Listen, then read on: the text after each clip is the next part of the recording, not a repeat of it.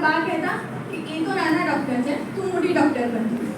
બસ એમાંથી થયું કે હવે ડૉક્ટર તો બનવું છે. ત્યારથી સપનું જોયું અને પછી મહેનત કરી. પછી મારા બાની બાજુ તો મારા નાની જે ડૉક્ટર હતા, એમના પણ મમ્મી ડૉક્ટર હતા, તો એ ટીચર હતા.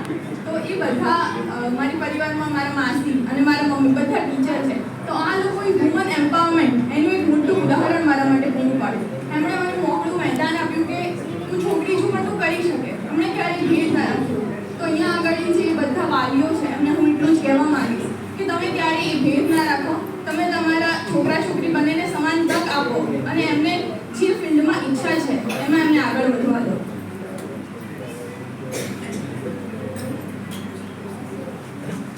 અને અહીંયા આગળ જે મારા નાના ભાઈ બહેનો છે એમને હું એટલું જ કહીશ કે અત્યારે જે તમે કરશો એ જ વસ્તુ તમારું ફ્યુચર બનાવશે. તો સમજીને વિચારીને કરો. અને અત્યારે જે મોબાઈલનો નવો ક્રેઝ છે એ મૂકીને થોડું ભણવામાં વધારે ધ્યાન આપો.